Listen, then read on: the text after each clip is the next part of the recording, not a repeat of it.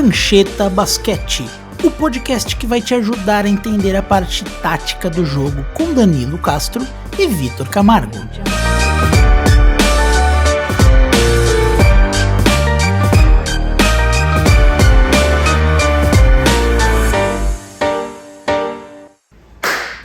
Olá, amigos, sejam bem-vindos a mais um podcast do Prancheta Basquete, no qual é hora de falar aquelas palavras tão doces da língua portuguesa. Finais de NBA. Estamos gravando isso no dia 31, quarta-feira, então dia 1º, que deve ser quando sair o podcast, quando você estiver ouvindo o podcast, vai ser o dia do jogo 1 das finais da NBA, aquele momento pelo qual o fã de basquete sonha o ano inteiro. Um dos dias mais esperados. E para falar disso, tenho, como sempre, ao meu lado, o homem, a lenda, o mito, Danilo Castro. E aí, Danilo, tudo bem? Tudo jóia? Tudo bem com vocês? Feliz de estar aqui de novo, falando de basquete, falando de finais de NBA. Só dando aquele toque, né? Amanhã, as finais de NBA na Band vão passar também ao vivo, assistam. Tá bem legal mesmo. Tá bem legal mesmo, a audiência tá bacana. E a gente vai tentar aqui falar um pouquinho dessa final da NBA que promete ser muito cheia de trocas e de situações diferentes. São dois técnicos muito bons, né? Dois técnicos que fazem um belo trabalho. Um time, eu estava conversando com o Vitor aqui, de constância, um time que foi constante a temporada inteira e um time que oscilou, mas está no seu pico de máximo de atuação no momento certo, confiança em alta, então acho que é um final bastante interessante, Vitor. E semana passada a gente não conseguiu gravar o podcast, não tinha um problema de agenda, então para compensar vocês, eu estou dando um vídeo especial lá no canal do Mestre Danilo no YouTube, detalhando em vídeo como que o Denver Nuggets destruiu a defesa do Los Angeles Lakers, que vinha sendo a melhor dos playoffs até enfrentar Nikola Jokic e Jamal Murray. Então pode ir lá no canal Danilo Castro, basquete, assiste lá, você vai ficar sabendo de tudo, e aí você volta, escuta o podcast e você fica preparado para a próxima série, que é as finais da NBA. Isso. E assim, talvez eu esteja exagerando, mas eu sinto que essa final, do jeito que ela ficou, ela é meio que um sonho do turista de basquete. Porque são dois times que eu acho que eles não têm... Tem uma pergunta sobre isso, estou até antecipando um pouco aqui. Uma das perguntas que o Renan separou aqui, nosso produtor, separou pra gente era que os dois times são times com apenas um All-Star. A gente vai falar mais disso depois, mas acho que tem um ponto que eles são times que eles são muito entrosados, né? São times que jogam muito coletivamente, têm confiança uns nos outros. Tem aquela mentalidade de colmeia, todo mundo pensando junto. E isso é uma coisa que muitos fãs, às vezes corretamente, às vezes não, falam que se perdeu um pouco nessa época, onde todo mundo quer acumular muitos craques, um elenco de apoio não tão bom, aquela coisa do super time, do Big Threes. A gente está vendo dois times que são bem profundos, que tem uma química muito boa, um QI de basquete alto. Eu acho que até porque eu acredito sobre basquete, sobre a importância dessa parte extra-quadra, cultura, identidade, é realmente uma final que enche os olhos.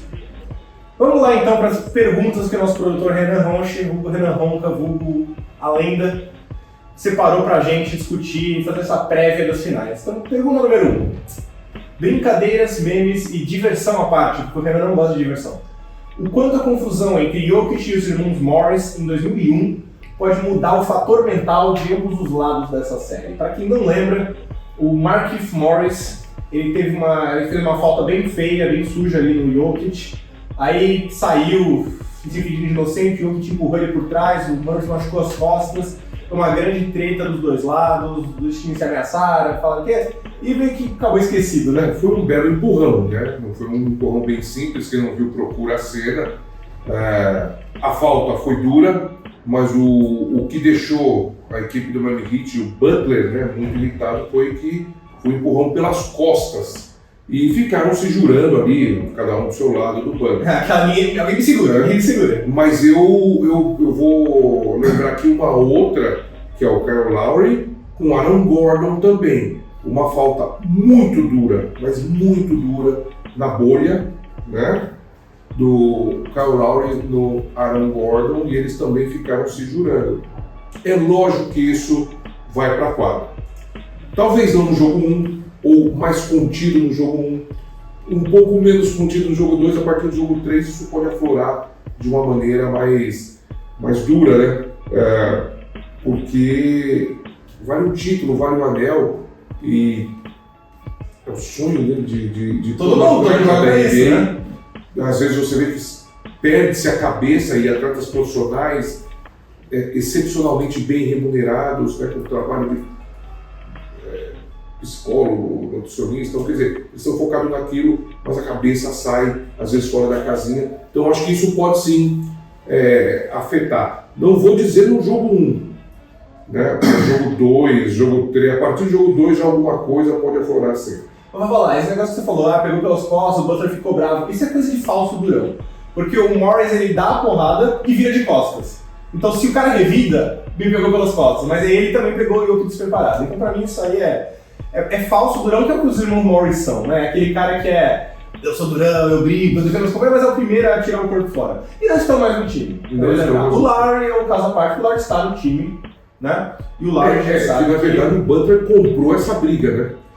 Que na verdade... eu lembro. Será? A do Lowry eu já acho que é diferente. A do Lowry no Aaron Gordon eu acho que é um pouco diferente. A do Lowry foi muito desleal. Foi suja.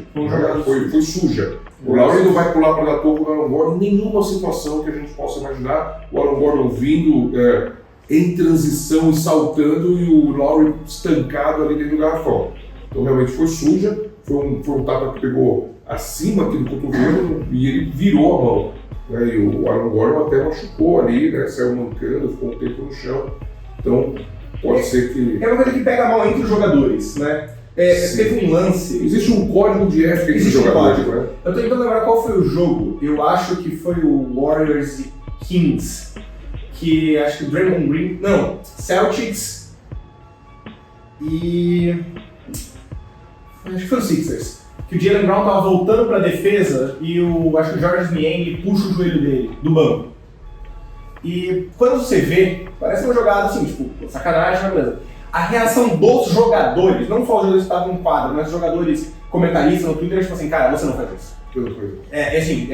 Pro jogador aquilo ultrapassou uma linha. Ele pode quebrar o joelho do cara. Igual aquela cesta quando o jogo já tá vencido, acabado, você não faz aquilo. Não, e pode machucar, mesmo pode ser só um puxão, mas você tá indo numa direção, seu pé tá travado, você puxa o joelho e pode estourar. Então, os jogadores levaram aquilo muito a sério. E acho que a questão do Lowry tem um pouco disso. Uma jogada que os jogadores sabem que se estiverem naquela situação, eles podem acabar a carreira deles. Sim. Né? Então eu acho que isso pode. Mas eu acho que vale destacar o seguinte: o Nuggets é um time mais maduro. Tinha uma época, não sei se você vai lembrar disso, o Jokic era assim, toda vez que tinha uma falta que ele recebia, eu achava que deveria ter recebido e não era marcada, ele imediatamente fazia uma falta no contra-ataque, de frustração. Isso era uma coisa que me deixava pistola, porque era muito jogo que ele perdia no final do segundo quarto, no terceiro período, porque estava um problema de falta por causa dessa falta de frustração. E aí, obviamente, ele era jovem, o time em si era muito jovem, e esses tipos de maus hábitos foram sumindo do Nuggets ao longo do tempo. É um time mais focado, é um time que tem um pouco mais esse olhar no final do caminho. Não, tá super experiente esse time, é um time que vem junto esse núcleo há muito tempo. Você tem o KCP, uma bela aquisição, mas para mim o Aaron Gordon caiu como uma luva nesse time. Perfeito. Essa é a aquisição que mudou realmente o patamar do Denver Nuggets e ele realmente entrega tudo aquilo que esperam dele. Né? E lembrando que esse cara deve ser muito bom de grupo.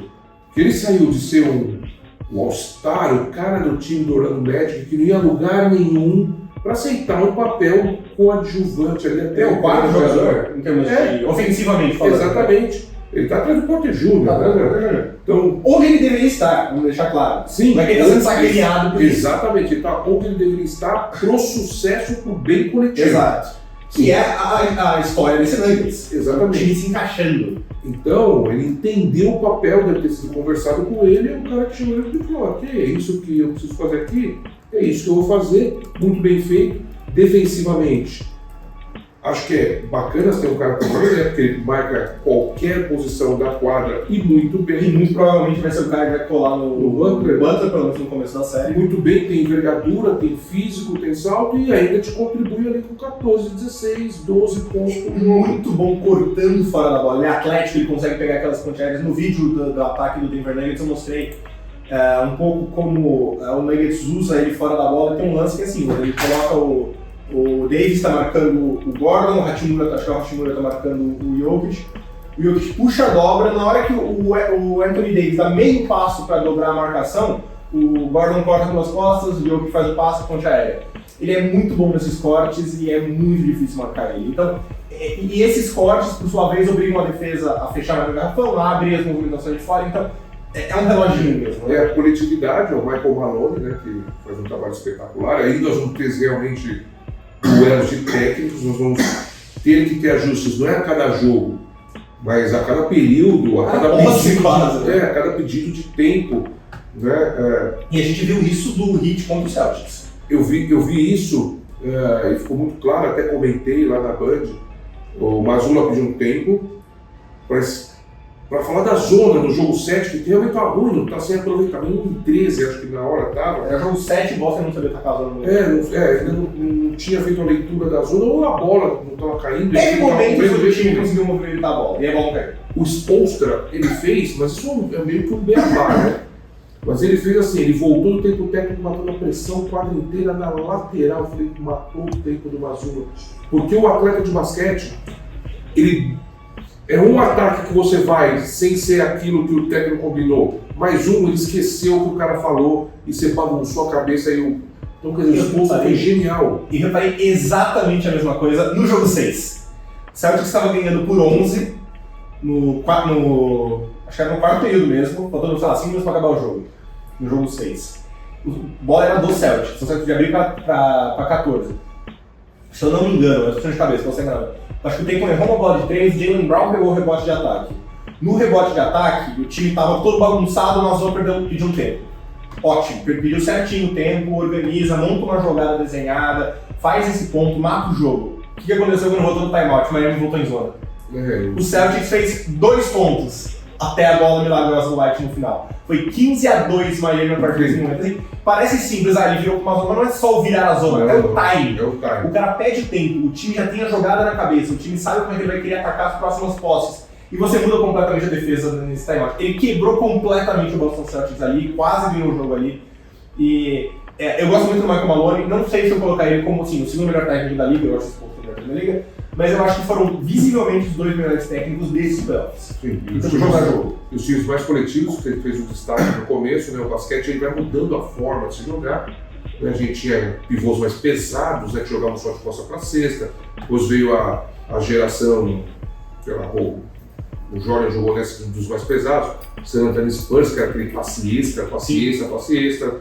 Depois, como voltou-se a individualizar o jogo, talvez seja esses jogos mais coletivos que vão começar a chegar. Talvez sejam times mais coletivos que tenham as suas principais estrelas, aí você tem o Jamal Murray do lado, o Ban Adebayo do outro, que é o coadjuvante, e os operários muito bons. Aí você vai conseguir chegar. E eu acho que existe uma falta de entendimento do fã médio, às vezes, quando fala que o jogo hoje não é coletivo. Porque quando tem mais espaçamento, é verdade, você consegue atacar mais 1 contra 1. Mas por outro lado, hoje você tem regras defensivas que permitem que a defesa defenda 5 contra 1 às vezes. Então você precisa, o tempo todo, às vezes você fazer uma isolação de um jogador, mas você tem um quarto-luz fora da bola do outro lado para primeiro manter a defesa ocupada, troca de bola. Eu acho que esse time, ele mistura isso do basquete moderno com essa leitura do Pascal. Eu tava vendo... Vitor, você quer ver o Butler, quantas vezes ele atacou em 1 contra 1? Defesa do Boston, ajustada para esse corte realmente perigoso. Às vezes ele faz disputa, às vezes ele vai na bandeja, começa a fintar, e ele consegue achar um passe, mas por trás da tabela, para o outro lado da quadra. E isso é tática da equipe, porque se não houver um bloqueio fora, não houver uma movimentação fora, ficarem parados os atletas, ele não consegue achar. No jogo 1 e 2, o Miami abusou dessa jogada que era faz a troca no Derrick White e isola o Butler, e o Butler ataca o Derrick White. O Derrick White é um excelente defensor, mas tem uma desvantagem de tamanho e força, faz parte. Né? E durante 2 jogos era frustrante como o Celtics não se adaptava. Manda uma dobra, evita a troca, faz a diferença, não, fazendo a troca o tempo todo. E alguma hora o Celtics tem que se adaptar. No jogo 3, o Celtics começou a fazer diferente. Eles começaram a basicamente, não necessariamente mandar a dobra, mas começaram a se posicionar muito mais agressivamente na ajuda. Imediatamente, na primeira posse que o Boston fez isso, o Adebayo sai de um canto e faz um corta-luz para alguém cortar pelo fundo. Quebrou a defesa de Boston se você do Jimmy Butler. Assim, não é nem questão da movimentação, que é o que você tá falando, mas isso já tava no bolso do Spoelstra desde o começo, tipo, beleza. Quando o Boston contra-atacar, a gente vai fazer isso. Porque eles nem esperaram uma posse, foi a primeira posse que o Boston mandou essa dobra, essa soft dobra. Victor, até o próprio Boston, quando sai muito arremesso da zona morta, do baseline, né, ou do canto ali da quadra, são trabalhos coletivos. Sim. Que a bola sai do lado forte, ela gira até chegar ali. Vai pro lado forte, que é o lado da bola, atrai a defesa pra bola. É o pior lugar pra defesa chegar se essa bola girar por cima do perímetro ou se houver um corte pelo meio. Então, quando acontecem muitos arremessos da zona morta, é porque o trabalho. E o Boston fez vários desses. Sim, também, o Boston errou muitas bolas da zona morta. Isso, tava treinado, tava ali. Você vê que houve um trabalho para chegar naquela função. E a defesa do Miami, eu achei que chegou um pouco mais ajustada, principalmente se o set chegou realmente inteira. Mas quando você vê esses arremessos saindo da zona morta, você pode ter certeza que é um time treinado. A bola saiu de onde ela tinha que sair, você congestiona um lado para girar rapidamente em passes, sem muitos dribles, para a bola chegar. É o que eu estava falando no podcast, a bola sempre vai se mover mais rápido que o jogador. Então vamos entrar então na parte tática do jogo, porque eu acho que a grande história do jogo, da série nesse sentido, é a defesa por zona do Miami Heat. É o time que mais defendeu por zona na temporada. E a defesa zona tem sido a arma do Heat nesse playoff. Foi assim contra o Knicks, foi assim contra o Celtics e foi assim contra o Bucks. Bucks é um time com dificuldades ofensivas, especialmente com o Giannis machucado. Beleza. Knicks tem dificuldades ofensivas, mas foi um dos 5 melhores ataques da temporada regular. Segurou legal com a zona. Celtics, falei, jogo 7 ainda não sabia direito atacar a zona. Teve seus momentos, era aquela jogada sempre do Boston, né? Chama o corta-luz com o Horford no topo do garrafão. Em vez de fazer o corta-luz, o Horford sai cedo, recebe a bola, faz um passe para a zona morta. Só que eles até conseguiu isso no jogo 5, acertou bem contra a zona. No jogo 7, no começo, teve bons arremessos, errou os arremessos e aí parece meio que se perdeu. Né? Essa zona é muito forte no Miami Heat. Tem sido o trunfo defensivo de um time que é bom defensivamente, mas deu uma queda na temporada regular. E aí a questão funciona contra os Nuggets? Pode ser que sim, pode ser que não, porque o Jokic é um belo passador e é um pivô que quebra também, porque ele tem um arremesso de 3. Se você está desejando o jogador perfeito para quebrar uma zona, provavelmente seria o Jokic. Exatamente. Assim, eu fiz leitura, e às vezes é lógico, a configuração da zona ela vai mudando, mas o Miami Heat chegou a defender 1-1-3, defendeu alguma coisa ali, que eu falei, puxa, isso aqui é um 3-2, mas era o Caleb Martin no meio, ele afundava, aqui para quem está só nos escutando não dá para ver, ele afundava, porque ele ficava ali meio com um safety ali na cabeça do garrafão e defendeu o famoso 2-3, e às vezes a gente não vê essa configuração porque o pivô não pode ficar mais 3 segundos dentro do garrafão, então ele tem que ficar um pouco ali na lateral, ele põe o pé fora, ninguém cruza para ele tocar em ninguém, ele põe o pé fora e volta. É muita coisa para você trabalhar, porque não é, eles marcam 2-3, eles têm uma variação na zona grande, e quando eles veem que não está funcionando a comunicação, ele não marca o matchup, que o cara cruzou, você cruza junto. Sim. Né? Então, você usa o que está na cabeça do cara contra ele. Se houver comunicação, não tem problema nenhum, Exato. E assim, não é nada de outro mundo. Eu não vou falar mal comparando, mas aqui no Brasil, na época que eu jogava, a gente fazia também, todas essas defesas que eu falei, a gente fazia, mas lógico que não com esse vigor físico, com esse grau de entendimento, mas a comunicação, se ela não existir, você quebra a zona, e ela existe no Miami Heat. Os melhores defensores não são só os que dão toco e são os que fazem cobertura, são os que comunicam a defesa para antecipar a jogada que ele vai ter que fazer. Draymond Green faz isso, Tim Duncan fazia isso melhor do que qualquer jogador que eu já vi. Ele tá lá no fundo, ele tá vendo a quadra inteira, ele já tá dizendo, fica mais pra cá, Tony Parker, vai mais pra cá, passa por cima aqui, porque daí ele já tem a jogada na cabeça dele antes dele fazer a jogada. Tipo, a bola vai ter que vir pra cá, eu vou cobrir aqui, eu vou dar o toque. Na defesa, o atleta tem que falar, né? Eu cresci escutando isso, e talvez os melhores defensores, é lógico que aquele cara que dá o primeiro combate na bola é muito importante, que se ele for batido de forma tranquila, a ajuda não chega. Mas o cara que está na cobertura, principalmente do lado contrário, isso não aparece em nenhuma estatística. Esse cara é importantíssimo. Porque às vezes você está atacando, você vê um buraco, você vai. Se você vê o cara ali, você não vai. Inibe o corte, você vai dar um drible e chutar, você acaba não não estourando falta em cima do pivô. Então é muito importante o time como um todo. Você falou do Draymond Green, eu acho que o Adebayo deve ter essas características e para mim é um trunfo que eu quero ver também. E eu te jogando uma série de 7 jogos com um cara tão atlético como esse. Também ele jogou contra o Davis. Outro tipo de jogador. O Davis é mais longo. Ele é aquele cara que contesta você em cima. O Adebayo é aquele cara mais físico que trava você embaixo. É por isso que eu falo assim, trombar com o Davis é mais tranquilo que trombar com o Bambam.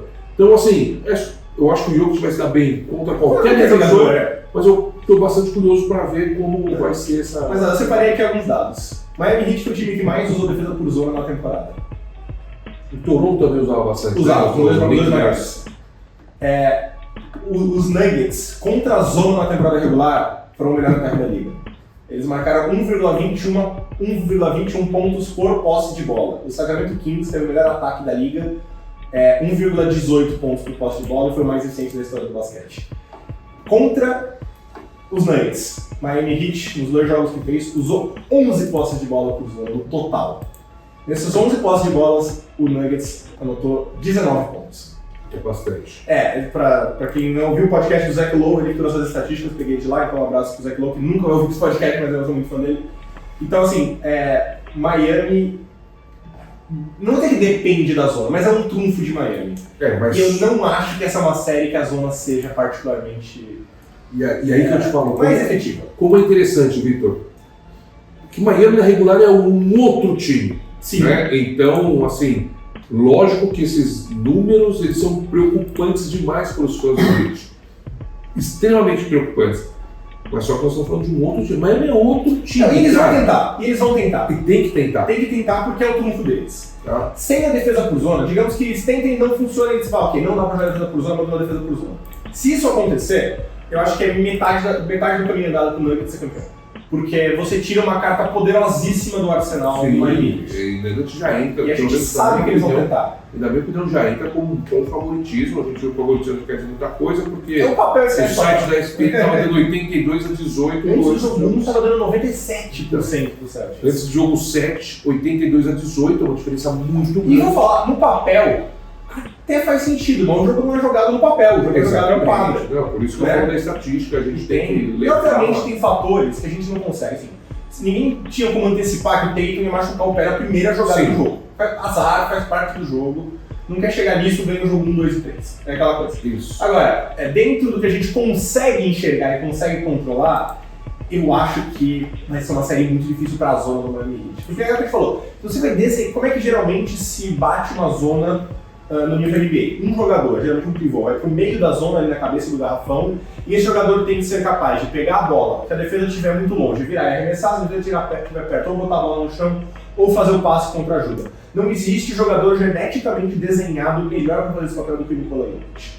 E para piorar, é um time que é muito bom nos cortes fora da bola.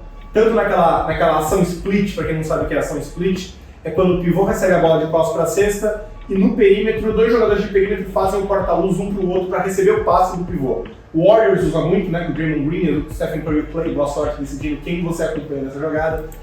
O Nuggets usa muito, aí tem geralmente uma ação split acontecendo na frente do Jokic, do outro lado o Aaron Gordon tá cortando para a cesta e você tem a bola na mão do melhor pivô da liga. Então, é um time que é feito para bater a zona. E aí é uma questão de execução. E outro dado, né, eles estão com aproveitamento, né? Além de tudo, porque quando você marca a zona, você tem que ter também, lógico que a defesa tem que chegar, contestação, mas se o time tiver com aproveitamento, sua zona não vai funcionar. Nesse nível, numa final de NBA, todos sabem rodar a bola, e se vier o aproveitamento, né, com o Boston Celtics chegou a dar 50% nos jogos que ganhou, se vier o aproveitamento, sua zona vai ter problema. E aproveitamento é aquela coisa, mistura de 3 variáveis. Primeiro, gerar bons arremessos. Miami gerou bons arremessos, somente seu ciente. Um pouco do jogador, às vezes o cara vai estar quente, às vezes vai estar frio. E vamos ser sinceros, é um pouco de sorte. O problema é variância. Às vezes a bola cai, às vezes a bola não cai. Sim. A defesa do Denver é a defesa mais alta, né? Que você tem o Porter Jr., tem. Isso para você tirar a calibragem de um arremesso, fazendo o jogador ter que levantar um pouco mais a curvatura, isso pode ser um trunfo espetacular. Eu ia chegar e lá, as trocas também. Eu ia chegar lá, mas do outro lado da quadra. Eu acho que a altura dos Nuggets é um trunfo gigantesco contra o Miami. pega a altura desse time do Miami Heat. Tirando, mesmo o Adebayo ele é forte, mas ele é baixo. 6, né? O mais alto. Eu vou até pegar aqui o número certinho, pra não falar besteira. Olha só. O Bam Adebayo, que é o maior jogador do Heat, basicamente, em termos de altura, ele é 6'9", com 2,6 m, você falou. Né? O Jokic, acho que tem 21. Então, assim, ele já tem uma desvantagem de altura contra o Jokic. Né? Aí você pega o time do Miami Heat como um todo. Vou ler aqui as alturas dos jogadores de rotação para você. Né? Max Strus, que é basicamente o ala titular, 6'5". Bam Adebayo, 6'9". Caleb Martin, 6'5". Gabe Vincent, 6'3". Tyler Hero, 6'5". Jimmy Butler, 6'7". Kyle Lowry, 6. O Highsmith, 6'7". Duncan Robinson, 6'7". Kevin Love, 6'8". É um time baixo. Mesmo as formações altas dele, quando joga, por exemplo, com Kevin Love como segundo big, são formações baixas. Aí você tem, no lado do Denver Nuggets, você tem o Jokic, que é... Perdão. Tem o Jokic, que eu vou até pegar o número certo aqui também, pra falar, mas assim, ele é um cara alto e que a gente vê ele arremessando por cima dos jogadores.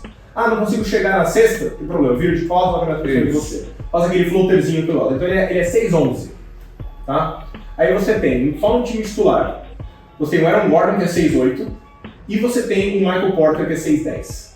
Então assim, e a gente viu isso contra o Lakers muito, que era assim, o Lakers é um time baixo. Se eles colocavam um cara mais baixo, geralmente o Austin Reeves em cima do Michael Porter Jr., o Porter estava começando por cima desse cara. A defesa pode estar boa, pode estar apertada. Ele simplesmente consegue pular mais alto que esse cara e soltar a bola no lugar. E se não for nesse, ele força uma troca para quem ele quer. Exato. Contra quem ele quer jogar. Então eu acho que isso vai ser outra dificuldade do Miami. O Denver é um time que joga baixo em termos de como eles atacam, movimentação de bola, arremesso, mas é um time que tem altura para aliar isso. Então não é só você tirar a movimentação de bola ou só igualar em altura o time. É um cobertor muito curto para qualquer time. E você viu o Lowry capaz de acompanhar o Jamal Murray? Não. Difícil, né? Eles não, eu acho que eles vão manter. É porque é aquela coisa, né? Obviamente o Heat o time se adapta muito bem. Então começou a série contra Boston com o Kevin Love. Depois que 3 primeiros jogos, legal. Jogo 4, Boston começou a atacar o Kevin Love defensivamente desde o começo, jogo 5 também. Kevin Love não pisou mais em quadra, basicamente. Cody Zeller, mesma coisa. Começaram a atacar o Cody Zeller não pisou mais em quadra. Legal, tá certo, tem que fazer. Aí você começa, aí você colocou o Caleb Martin no lugar do Kevin Love. É a formação que tinha que ser e a formação ganhou o jogo 7. Quase no jogo 6, ganhou o jogo 7. Faz a escalação também, a escalação do time ao longo da série. Ajustes. Nessa final, você começa com essa formação porque ela tem 2 poréns. Primeiro, você perde a energia do Martin vindo do banco e você sabe que para ganhar de Denver, você precisa ganhar uns minutos banco contra banco. Você é um time baixo, seu segundo jogador mais alto é o Butler 6'7", que não vai ficar acompanhando o Aaron Gordon, eu acho que tá tranquilo para quem acompanhar, vai ter que trocar um pouco ali no Murray. Aí você vai ter basicamente, se ele tá marcando o Gordon, você tem o Porter Jr. arremessando por cima do Max Strus ou do Caleb Martin. Se o Butler estiver no Porter Jr., você perde aquela ajuda vindo do Gordon, que o Lakers usou bem. Mas a gente vai jogar alto, legal, você vai jogar Kevin Love. Digamos que você coloca o Kevin Love, tem que fazer a defesa do Lakers, tá? Veja lá o vídeo que eu botei no canal. O Kevin Love marcando o Jokic individualmente, para pelo menos tentar segurar ele fisicamente. Obviamente não vai conseguir parar, porque ele não consegue, mas... E aí você coloca o Bam Adebayo no Aaron Gordon para fazer a rotação que o Lakers fez com o Davis. O Adebayo não é um protetor de aro. A defesa do Adebayo é diferente, é mais na bola. Sim. O Davis é aquele cara que vem do lado fraco e bloqueia. E do outro lado, isso te dá um respiro. Mas é aquela coisa, beleza, então você vai colocar o Love no Jokic. A quantidade de movimentações que eles vão fazer no Jokic fora da bola, o Kevin Love não vai acompanhar. Coloca o Kevin Love no Aaron Gordon, acabou. Você não tem ajuda defensiva, acabou o jogo. Então, existe essa falta de opções. Tinha contra o Celtics, eles ganharam no Celtics, legal, muito bom. Tem que fazer de novo, né? E é um time que gera ataque de um jeito mais sustentável. Aquele jogo a 2 do Murray com o Jokic é muito bom. Não ficaria até surpreso da gente ver muito o Butler marcando o Murray e o Adebayo marcando o Jokic, pick and roll entre os dois, troca. Pra ver essa troca e... Simplesmente para tentar parar essa ação a 2. Porque... o problema é que o Jokic é tão inteligente que ele vai achar uma... Ele vai achar. Ou vai rolar pra dentro com o Butler, ou vai tirar o Adebayo dali de dentro pra gerar corte pros seus companheiros. É uma série que não deixa de ser muito interessante. Ela é muito interessante. Eu acho que ela é uma série para minimamente 6 jogos, 4-2 aí, mas não me assustaria um 4-1 pro Denver. E aí tem a questão também que aí você como jogador pode falar mais, que é o cansaço. Eu ia te falar Denver isso tá o quê? agora. Uma semana parado? Então, mas isso é aquela história, né? Depois que acabar a série, a gente fala o que é melhor.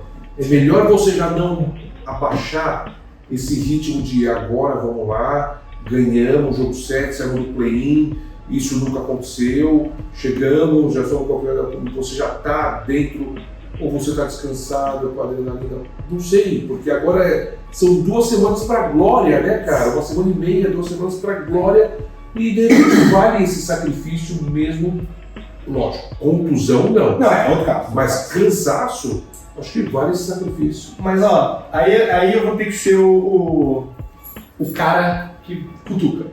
Então é o seguinte, não é só os 7 dias de descanso contra 2 dias de descanso. O jogo 7. Butler, Adebayo e Martin jogaram 42, 43 e 43 minutos. Mas eles fazem isso a temporada praticamente. Uma hora a cobrar conta. E a gente viu inclusive nessa série. O Butler começou a série dominante e foi... Então, mas eu até na Band eu comentei, o Mazzulla ele conseguiu um ajuste. Quer você goste, os torcedores, os fãs do Boston que estão nos escutando, quer vocês gostem do Mazzulla ou não, quantas vezes a gente viu o Butler bater para dentro e começar a girar a bola, cortes que ele ia direto para a cesta. O Sérgio parou de cair no pump fake dele. Exatamente, isso é um ajuste do técnico. Ele vai te cortar. Agora, como vocês vão conter o corte? Porque quem tem a bola tem vantagem, a regra do basquete, ela protege o ataque e ela protege principalmente quem tem a posse de bola. Então ele vai te cortar. A grande sacada que o técnico, que a comissão técnica tem que fazer é ao momento que ele te corta como sua defesa inteira reage. E o Boston Celtics conseguiu 3 vitórias quando conseguiu esse ajuste. Quantas vezes nós vimos ele chegar lá embaixo, pintar, ninguém pular, ele tem que virar e jogar essa bola para trás e já chegar uma ajuda. Mas cansou. Aí eu vou fazer uma dele aqui. Mazzulla, muito out-coached pelos Spurs. Mazzulla não foi motivo pelo qual o Celtics perdeu essa série. Não foi não. Mas só queria deixar isso claro. Eu não gosto do Mazzulla, acho que o Celtics deveria trocar, mas ele não foi motivo pelo qual o Celtics perdeu essa série. Eu só queria deixar isso claro. E aí é aquela coisa. E do outro lado, cara, eu acho que é um time chatinho pro Miami atacar, porque o que Miami faz muito bem, e essa pra mim é a chave do Miami na série, até mais que a defesa, é assim, eles conseguem não expor o Jokic, não atacar o Jokic na defesa. O Jokic é um defensor ok, mas ele é limitado. Ele não é um cara que vai dar vários tocos, ele não é um cara que vai sair trocando o perímetro e parar um Jimmy Butler numa troca, ele é limitado. E nenhum time até agora, em parte por mérito do Nuggets, mas em parte porque não tinha as características, não conseguiram atacar o Jokic na defesa. Né? Então, primeira série, marcando basicamente o Rudy Gobert. O Gobert teve seus momentos, mas é aquela coisa. Ele vai ficar de boa lá no garrafão, não vai precisar se movimentar muito. Segunda série, o Suns é um time que pune aquela drop cover, cobertura em drop, que tem um vídeo no canal sobre cobertura em drop. O Nuggets, apesar da fama, ele não joga tanto cobertura em drop. Ele gosta de deixar o Jokic um pouco mais no nível, recuando, mas não começando recuado. Ele sobe na altura do corta-luz e depois desce. Para você, isso cede a arremesso de meia distância, sim, a gente viu um pouco isso contra o Suns, mas o que quebra mesmo esse tipo de defesa é um cara que não só consegue arremessar de meia distância, mas consegue ligar a turbina e ganhar a corrida. Então, o Suns não tinha esse jogador. E o Jokic, por ser muito alto e, lógico, a envergadura dele não é das melhores, mas é um cara que vai chegar alto. Ele tem mãos muito boas. Exatamente. Permite com que ele dê esse espaço, porque ele não fica tão dentro, ele fica numa altura média ali. E se um Chris Paul, por exemplo, que o Chris Paul pune a defesa do drop, ele vai ter que jogar essa bola lá para cima. Sim. E aí a gente sabe que a porcentagem vai cair e você não vai sustentar um jogo fazendo isso. Então a gente falou isso na época, falta um pouco esse elemento vertical pro Suns. O Lakers também não é um time que faz esse ataque de fora para dentro dessa maneira, ele faz de um outro jeito o ataque interno. E a gente viu o Lakers ter alguns momentos usando um pouco mais o corta-luz fora da bola, que é justamente a jogada do jogo que está mais longe, mas eles não têm um cara para atacar no pick and roll direto. O LeBron fez às vezes, mas ele está cansado, tem 38 anos. Né? E eu não acho que Miami tenha esse jogador. O que Miami vai precisar fazer para envolver o Jokic na defesa? Se o Jokic estivesse marcando o Adebayo, que é um matchup natural, vamos ver, né? De novo, tem várias questões de escalação que a gente já citou algumas, que é se o Adebayo é o cara que está marcando, o Jokic está marcando o Adebayo, eu não acho que eles vão ter medo do pick and roll com o Adebayo. Eu não acho que eles vão ter medo do Jimmy Butler atacando no pick and roll com o Adebayo. Eles não vão ter medo do Adebayo isolando. Vai ser, se fizer isso, se esse for o foco ataque ofensivo do Heat, eu acho que o Nuggets está muito tranquilo. O que eles têm que fazer é usar o Adebayo nos handoffs, tem vídeo sobre handoff no canal, usar o Adebayo nos handoffs e fazendo um corta-luz fora da bola, que obriguem o Jokic a marcar não o Adebayo, mas o cara para quem ele está fazendo o bloqueio. Né? Geralmente sem a bola. Porque com a bola, o próprio defensor de quem está com a bola consegue pressionar por cima para tirar a bola de três. Né? Nesses handoffs, que geralmente o jogador que está vindo sem a bola tem uma vantagem, o Jokic vai sair. E aí, essa é o lance que, pra mim, vai definir a série. Porque é um jeito que o Miami é bom jogando. Boston, em 7 jogos, não conseguiu defender esse tipo de ação. O próprio split action, que a gente já citou, esse tipo de handoff que o jogador passava por trás do pivô. E o Al Horford é um defensor mais móvel que o Jokic, obviamente. O Robert Williams é um defensor mais móvel. E mesmo assim, Boston teve problema com isso. Claro que, se você vai arremessar 50% com a mão na sua cara, que nem aconteceu contra Boston e um pouco contra Milwaukee, tanto faz. Mas não dá pra você contar com isso sempre. E essa é a jogada, porque se você deixar o Jokic ficar no garrafão, pegar e disputar rebote ofensivo, tira os rebotes ofensivos do Miami, e simplesmente contar com os jogadores de perímetro do Miami para defenderem, defensores do Denver para defenderem, você tá ferrado. Você precisa envolver o Jokic. Do jeito que envolver o Jokic, você vai tomar duplo, o tempo duplo, você vai tomar no primeiro 20-20. É um jogo para 20-20. 10, 11 rebotes no primeiro tempo. Sim. E aí o que acontece? Você vai perder. Então, se ele fizer um triplo-duplo, a história está mostrando que quando ele for... duplo não vai carregar em problema de falta e não vai tirar ele do garrafão para fazer ele correr na defesa. Esquece. 30, 17, 12. Boa sorte. E aí você tem que contar num dia muito ruim do Murray, do Gordon ou do Porter Jr. KCP, que a gente não tá falando muito aqui também. Pra mim, essa é a chave. A chave é o Murray. Porque você não vai fazer para o Jokic. E até agora, não vou falar que o Murray também. Eu não vou falar, porque eu não sou louco, que o Murray vai ser o melhor jogador de Denver nessas... Não, mas tá eu já vou puxar a próxima pergunta. Mas ele tá ali, viu? Porque... Ele tá ali. A próxima pergunta do Renan destacou é o seguinte: no duelo dos operários, qual o jogador que não é uma estrela tem mais chance de brilhar nessa série? Mas então, aí, deixa eu te fazer uma segunda pergunta. Murray e Adebayo, você coloca eles como operários? Não, mas eu queria aproveitar o gancho, inclusive a próxima pergunta também fala disso, mas só queria aproveitar o gancho que é o seguinte: nos playoffs, Nikola Jokic, brother, 30 pontos, 13 rebotes, 10 assistências. 54% nos arremessos, 47% de 3. Ele é o melhor jogador, ponto. Jamal Murray, 28 pontos por jogo, 6 assistências, 48% nos arremessos, 40% de 3 efetivamente, 93% nos lances livres. Tá perto. Tá perto. E assim, é assustador você pensar que tem um jogador que tá pelo menos chegando ali no nível do Jokic nessa série de playoffs. Ele foi, na minha opinião, o segredo contra o Lakers. Não precisou tanto contra o entrou na mente dos armadores do Lakers que tinham feito uma série anterior maravilhosa contra o Golden State. Não só dos armadores, do Davis. Você via, eu mostrei, de novo, veja no vídeo do ataque do Nuggets, tá bonitinho, tudo isso tá lá explicado em vídeo. A jogada que assassinou o Lakers, assim, pegou um punhal e enfiou no coração do Lakers, foi o corta-luz invertido. Que é o Murray fazendo o corta-luz pro Jokic. Então geralmente era... Esse é o pior bloqueio. Esse é o pior bloqueio. Homem baixo no homem alto. Ó, você tem... Era geralmente o Schroeder marcando o Murray e o Davis, quando o Davis estava marcando o Jokic. Se você troca, legal, você tem dois caras para te matarem. Ou o Davis vai apanhar pro Murray no perímetro, ou o Jokic vai destruir o Schroeder. Se você não dobra, mas se você foca os dois mais no Murray, o Jokic recebe um movimento e faz um passo uma cesta. Foca os dois no Jokic, foi o que mais aconteceu, o Murray destruiu eles completamente. Não, destruiu e assim, quando eu falei toda a mente, lógico que o filho do Anthony Davis também, mas os armadores do Lakers fizeram uma série muito boa, importantíssimos contra o Golden State. Tiveram um jogo de 2, 4, só tem um jogo de 4 pontos, assim, 2 pontos. Sim, muito. Nossa, enquanto o outro está fazendo 34, 36. Isso é uma imposição que realmente para você ir buscar Depois é complicado de jogadores tão importantes como eram o Schroeder e o Russell. E até o Reeves, às vezes. Então, para mim, assim, até agora, alguém se falou sobre isso, não vou lembrar quem foi, mas foi o The Ringer. A gente sabe que o Jokic é. Se o Murray é esse Murray de 28 pontos por jogo, você não vai ganhar do Nuggets. Até agora ninguém conseguiu desacelerar o Murray, em parte, claro, por causa do Jokic. Você tem que prestar atenção ao Jokic, esses jogadores deles é mortal. Tanto porque você presta muita atenção ao Jokic, como pelo fato de que eles já estão jogando isso juntos faz 6, 7 anos e já viram todo tipo de defesa e contra-ataque para isso. Se você não conseguir parar o Jamal Murray, você não vai conseguir ganhar essa série.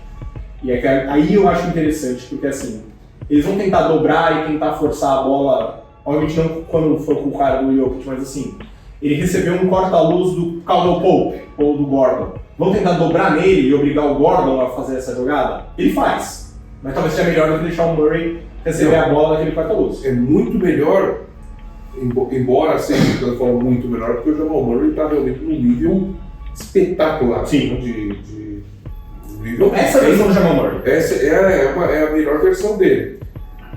Mas o que complica, acho, para a defesa do Miami é que os outros que podem ficar com essa bola na mão também tem bela aproveitamento. E eu acho que tem um outro problema além disso, que é o seguinte: quando você fala, vamos dobrar em um jogador e jogar contra e jogar 4 contra 3. Então, defender 3 contra 4. Que é aquela coisa do Warriors. Dobra no Curry, ele faz passe pro Draymond 4 vezes.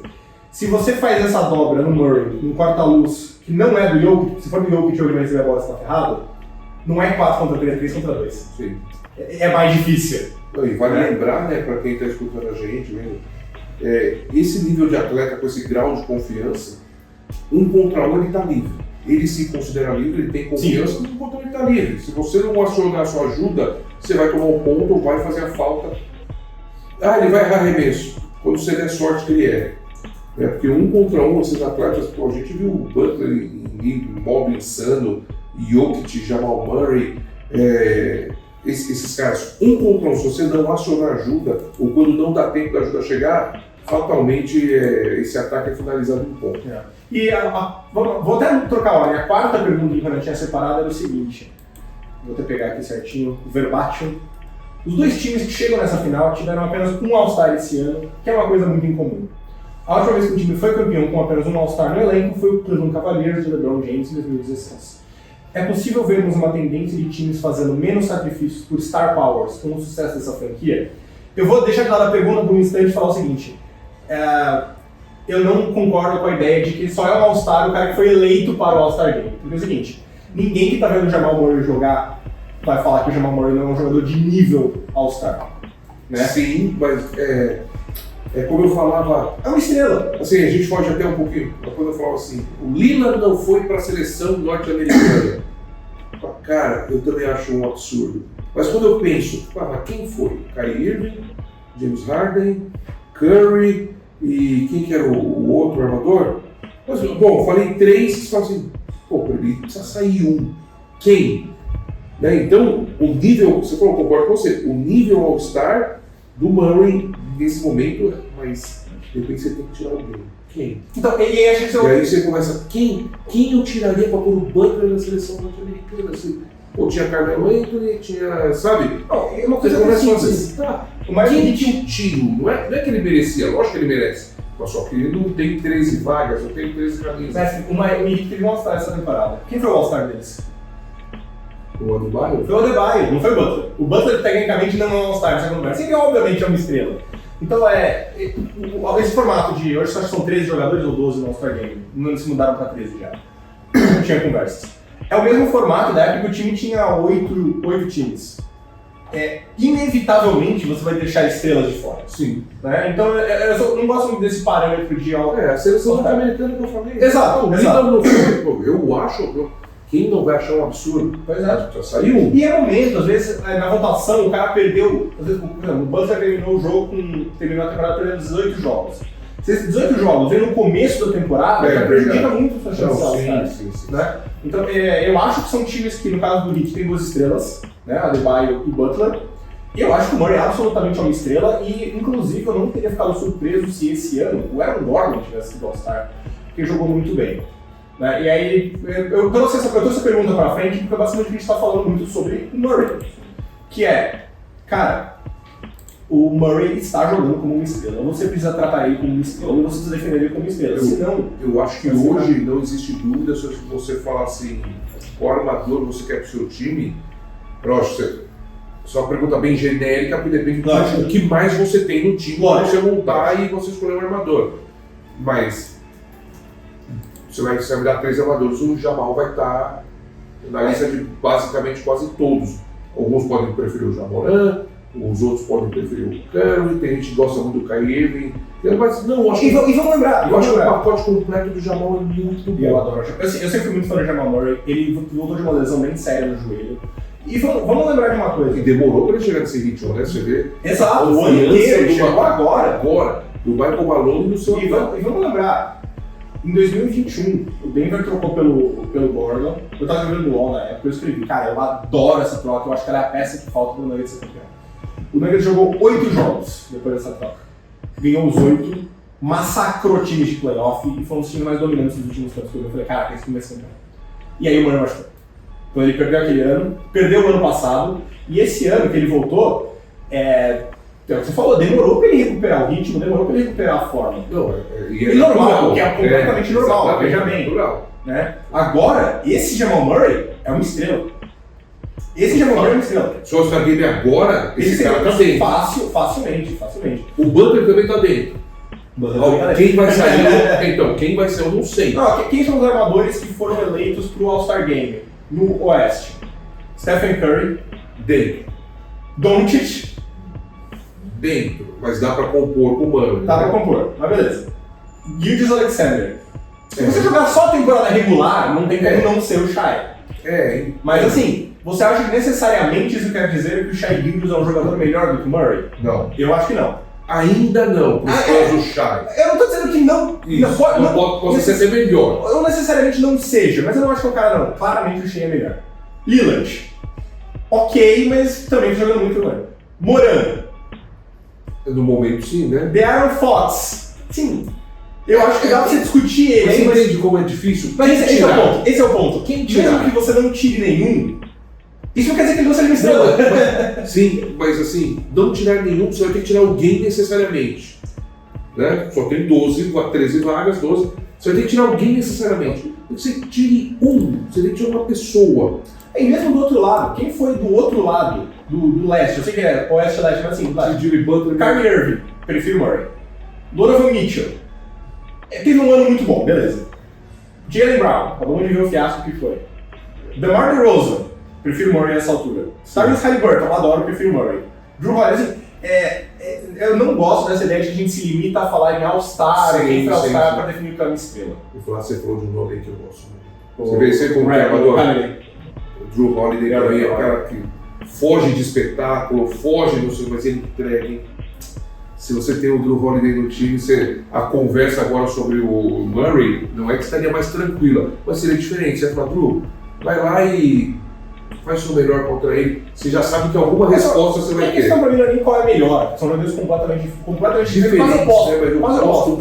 Mas os dois fazem um papel de elevar todo mundo ao seu redor e complementar a estrela. Porque esse é o sem serem as estrelas. Porque é aquela coisa, se eu pego esse Aaron Murray e coloco no Pacers no lugar do Haliburton, eu não acho que ele ia ser tão bom que nem ele.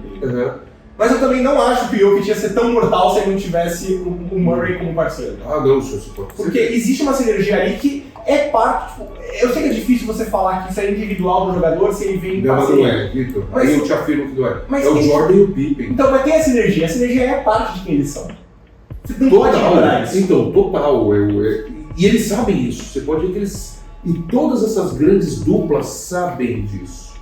Que eles se respeitam. Eu oculto nomes aqui. É porque isso mas tinham atletas fundamentais que não se falavam em times aqui do Brasil, mas quando você ia conversar com o outro, o cara sentiu alguma coisa no treino, o cara pensou, como que ele tá? Porque ele precisa jogar. Então você não gosta do cara, mas sabe que você precisa do cara. Kobe e Shaq no Lakers. Exatamente. Eu preciso desse cara para ganhar e ele potencializa o meu jogo. E todo mundo ganha, todo mundo fica famoso, todo mundo ganha dinheiro, todo mundo vai para casa feliz, só que você não precisa jantar com o outro cara. Isso é natural. Eles sabem que o sucesso deles está bastante ligado ao que o outro faz. Sim, concordo plenamente, e é aquilo que o Isaiah Thomas chamou de segredo do basquete. A parte mais importante do basquete não é sobre basquete. Exato. Você pode ser campeão não se falando, mas se você se fala, tem esse entrosamento, tem essa conexão, você se eleva de um jeito que é importante. Agora, a segunda pergunta é interessante. Se é possível ver uma tendência de times fazendo menos sacrifícios por estrelas com o sucesso dessas franquias. E eu acho que tem 2 pontos aí. Um deles é o novo CBA, que é o acordo dos jogadores com a liga, ele vai muito na direção de times não conseguirem montar super times. Então ele vai muito mais nessa direção de uma estrela, uma segunda estrela no máximo e coadjuvantes que compõem um elenco profundo. Eu acho que isso é uma tendência da liga pelo que foi o CBA. Mas acho que mais importante, a lição que para mim os times tiram desses dois. E não necessariamente uma lição que outros times não ensinam, muito pelo contrário. Eu acho que o Warriors é um time que ensina isso muito, tanto para bem como para mal no final da época do Durant, que claramente tinha um problema de química. Até esse ano, só com o Jordan Poole, é um dos times com a melhor química da história do basquete. Eu acho que o Bucks é um exemplo de continuidade, mas como esses times tinham Stephen Curry, ao longo de todos os tempos, Durant e Giannis, eu acho que isso, na narrativa, ficava um pouco escondido, que é o seguinte: a importância do conjunto, os jogadores se completarem dentro e fora de quadra e terem essa química, essa cultura. Eu acho que a gente fala muito da hit culture, né, a cultura do Miami Heat, mas acho que isso subestima, e não para não ser verdade, acho que é muito verdade, mas subestima o quanto os jogadores que estão lá se esforçam para sustentar isso. Claro, aí tem uma questão de ovo ou a galinha, porque o Heat vai atrás desses caras de propósito, lógico. Né? Mas o jogador que está lá, o cara que se mata, ele sabe que não precisa arremessar 10 bolas, ou arremessa 2 bolas, o que o time precisar, todo mundo faz seu papel, todo mundo é uma peça nessa engrenagem, e sem essa peça. Eu acho que essa é a diferença, por exemplo, a gente viu, eu não quero resumir a derrota a isso, mas Celtics e Heat. Celtics é um time com muitos jogadores excelentes, mas que tinha muitos momentos que o time não sabia o que fazer em quadra. Enquanto que Miami é o time que sempre sabe o que fazer. Então, no momento em pânico, ele não se perde, ele não tem aquelas sequências horríveis que o Boston muitas vezes tem. Eu acho que esses 2 times representam isso muito bem. E, de novo, não que os outros times não representassem, mas esses em particular deixam escancarado a importância disso, que talvez seja uma lição aprendida. Eu já vou puxar aqui para a próxima pergunta, que é aquela que a gente acabou pulando, que era do duelo dos operários. Quem que não é uma estrela tem mais chance de brilhar nessa série? De brilhar? É. Cara, eu vejo o Caleb Martin num momento espetacular. Eu não sei nem se conta mais como operário, mas que ele tá realmente com confiança, você vê no semblante do atleta. Eu ia falar do KCP, mas não. Eu acho que eu ia falar do KCP também, mas tem outro lado. Mas não. Aí eu vou te jogar o cara como meio, porque eu entendo, mas eu não entendo quem não achar. Acho que o Aaron Gordon, e nem tanto pelos números que ele possa apresentar, mas mais pelo aquele papel do contexto daquilo que ele pode entregar para o Heat. Entendeu? De repente você não pega o rebote, mas você fez um belo bloqueio ali. Sim. Então quem não está prestando atenção no jogo direitinho não viu o bloqueio, viu que ele pegou. Mas fala, quando foi o Aaron Gordon que potencializou, de repente o Porter Jr. pegar esse bloqueio. Então eu acho que o Aaron Gordon pode ser um belo diferencial. E o Caleb Martin ou o Gabe Vincent, eu estou gostando muito desses dois, que até brinquei na transmissão. O Tyler Hero pode, o Ivan Bruno, né, pode voltar na final. Aí eu peguei e falei assim, cara, a votação tá tão certinha assim. É bom você ter a opção, mas se você consegue tratar o Hero como opção, é legal ele estar lá, você fala, posso contar e tal. Mas o Duncan Robinson tá entrando bem, o Strauss tá bem, o Gabe Vincent tá bem, o Caleb Martin tá bem. Eu não falei a estrela. Kevin Love, você não pode largar se ele vai derrubar essa bola. Ele vai derrubar essa bola. Então, assim, cara, estrela, eu mais no chutômetro, acho que do lado do Denver, eu apostaria no Aaron Gordon, até porque é um jogo de menos erro, né? Se ele querer errar pouco, porque ele vai na certeza, ele não é um cara que arrisca, né? Ele é aquele que arremessa com 3 em cima, pulando para trás. Ele vai na certeza, ele entra, o Jokic joga, ele dá um enterrado, ele tá livre, ele chuta. Então eu acho que o Aaron Gordon pelo Denver, e acho que o Caleb Martin que tá no espetáculo. E a história dele também é muito bacana, né, cara? Caleb Martin, na carreira, média, 8 pontos por jogo. e 36% nas bolas de 3 pontos. Nesses playoffs. Que é um ok. Que é um sólido, Que é um um bom defensor sólido. Nos playoffs, 14 pontos por jogo, 44% nas bolas de 3.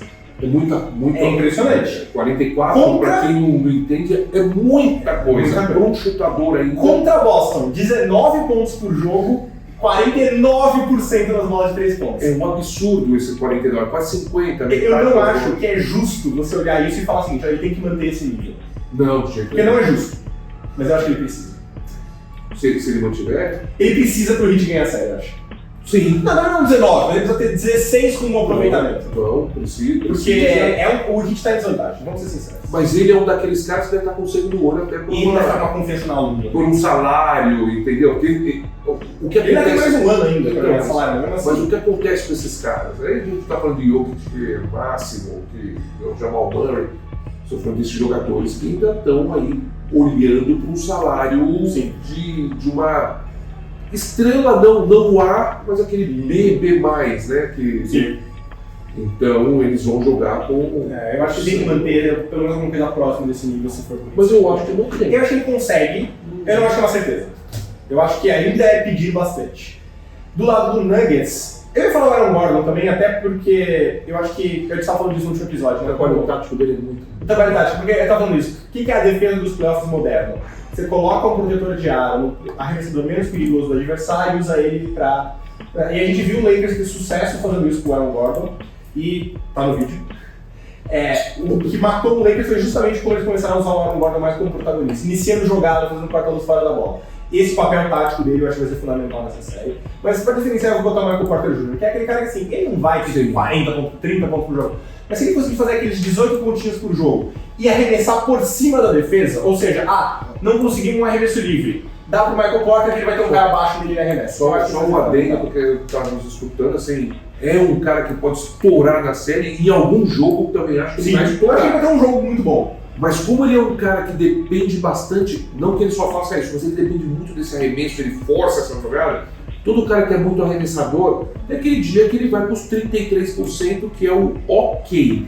Quando você tem 33% de acerto nas bolas de 3, você é ok, você não é um mau arremessador e você não é um extraordinário arremessador. Você confia, ok. Se você souber baseline, tá bom. A cada 3 bolas você matou uma, ok, não gerou contra-ataque, deu disputa no rebote, a defesa conseguiu voltar, ok. E quando o cara foca muito o jogo nisso, às vezes ele tem um jogo de 25. E aí cai bastante. É que o meu ponto não é mais que assim, ele pode ter um jogo de 25, eu acho que ele vai ter um jogo de 25, 30 nessa série. Vai ter um de 40. Mas eu acho que o mais importante é ele consistentemente ter aqueles 18 e no qual ele, por causa da diferença de tamanho, ele não é só um arremessador. Sim. Ele é um cara que pega um rebote, ele é um cara que precisa ter uma atenção extra, porque Puxa se ele contra-ataque. e puxa contra-ataque. Eu acho que esse papel tático, eu acho que o papel tático talvez seja mais importante do que se ele fizer 40 no jogo. Mas acho que ele vai ter um jogo de 30. Vamos finalizar com a última pergunta que a gente está estourando no nosso tempo, que é o seguinte. O que um hipotético, um possível título muda para os legados individuais de Butler, Jokic e Spoelstra? Acho que o Spoelstra está consolidado. Eu acho que o Spoelstra, assim, você leva, sem dúvida. Eu acho que só ele chegar... leva, né? Claro, mas... Posso falar? Só ele chegar acho lá... que ele já está consolidado. E só ele chegar lá... Se ele perder... Passou pro Bucks, um time que quase não ganhou do Bulls no play-in. Tipo, eu acho que o que tinha... Claro que leva mais. Mas assim, esse ano já leva muito ele. Então, desses 3 que você falou, acho que o Spoelstra está mais sossegado. Eu também acho, se ele perder, ele não vai ser o que tem a besta e o bestial. Exato. Ele não vai pro céu, pro inferno, todo mundo já sabe. Você coloca ele como entre os 3 melhores técnicos da história da NBA. Eu coloco dos 5 com certeza. Né? 5, né, da história da NBA. Então, ele tá tranquilo, lógico que ele quer, ele leva, ele vai subir na prateleira, ele leva o Pat Riley com ele, aquelas histórias todas. Achei jogadores que não foram draftados. Todo mundo que passa pela minha mão joga melhor do que fora. O que é um fato, né? É verdade, pura verdade. E tudo isso vai se criando um mito, uma história e tal, mas pra ele, se ele não vencer, ok. Vamos falar dos jogadores. Butler e Jokic. Eu acho que o Butler tá um pouco nessa questão do esforço. Ele não é tão realizado, mas acho que é aquela questão assim, se perder, o que ele já fez nessa pós-temporada já é história. Então, mas eles querem título. Claro. E assim... Melhor jogador campeão da status. Pro Miami, o que aconteceu esse ano de Milwaukee, Boston, que eram amplamente favoritos, talvez não aconteça, né? E eles sabem, talvez não aconteça, o momento é agora. O momento é agora, 100%. Muito mais pro Miami do que pro Denver. 100%. O momento é agora porque eles conseguiram algo de, pô, você vai tirando da frente o primeiro, o segundo, e eles falam assim, cara, chegamos, então o momento é esse. Sim, eu concordo, não poderia concordar anel. mais. Eu não poderia concordar mais. Eu diria que pro Butler o custo de oportunidade é maior, porque assim, se não ganhar esse ano, Dificilmente talvez você não tenha outra chance. Talvez volte, é Miami, eu não duvido de nada, mas assim, achando um que pequeno voltar milagre chegar lá, ele tá ficando mais velho, mas ele tem uma situação salarial um pouco complicada. Então assim, esse é o ano que, não vai que deu tudo certo, porque eles fizeram dar certo, no caso, mas deu certo. Porque Mas deu tudo certo. a gente As bolas de pensa aí, machucou o Giannis, não é? o Caleb Martin teve a temporada da vida. Eles não estavam no script nosso, nesse Miami não achava que isso ia acontecer. Vocês viram os podcasts dos americanos, especialmente do Zach Lowe, e falam, cara, a gente falava com os executivos dos times do próprio Miami. Eles não esperavam isso, eles acharam que era um time pra tentar ficar em sexto, fugir do play em sexto, pegar um hit que eles têm um Philadelphia que eles não respeitam muito e tentar chegar numa semifinal e aprontar dali. Eles não esperavam isso. Então, esse é o ano. Então, se o Butler não ganhar agora, talvez ele não ganhe mais. Mas isso. Eu acho que em termos de big picture, o Jokic foi 2 vezes MVP. E parte da discussão desse ano, para ele não ser o terceiro MVP, deixa eu falar, eu não votei nele e não foi por esse motivo. Eu acho que tanto o Embiid como ele tiveram temporadas regulares um pouco melhores que o Jokic. Mas a grande narrativa entre os fãs e a mídia é: o Jokic nunca foi campeão, nunca teve uma grande pós-temporada. Segunda parte é mentira, ele teve sim, mas enfim. Ele não pode ganhar 3 seguidos porque ele não tá nesse nível, nunca foi campeão, nunca foi nada nos playoffs. Beleza. Agora, ele fez isso nos playoffs, ele pode ser campeão. Tá mostrando que poderia ter dado pra ele tranquilamente. E assim, então claramente ele já provou que a narrativa era mentira. E aí, se ele for campeão, a gente tá falando de um cara que acabou de ter uma pós-temporada histórica, com 28 anos, então ainda jovem, 2 MVPs, um título, 3 anos onde ele foi um dos 5 melhores jogadores da liga. Faz uma puxada mental de jogadores que tem isso no currículo. Não, são pouquíssimos. 2 MVPs já são pouco. 2 MVPs e título, menos ainda. 2 MVPs, título e uma pós-temporada desse calibre. Tá bom, a maior parte tem 2 MVPs e título já era, mas o meu ponto ele tá chegando num nível histórico rapidamente, num nível histórico muito raro. Muito raro. Você vê, nós vemos o Damian Lillard falando que o Jokic é o melhor jogador da liga hoje. Quando se fala melhor jogador, a gente tem que sempre tomar muito cuidado, né? Porque tem as preferências. Muda muito rápido também, né? Muda muito rápido. Mas quando você para pra pensar, cara, é um cara completo, é um cara de triplo-duplo todo jogo. E aparece todo jogo. E veja, é diferente dos triplos-duplos do Luka Doncic, quando aparece, sim, que ele fica com a bola na mão 40%, 50% do jogo. O Jokic não.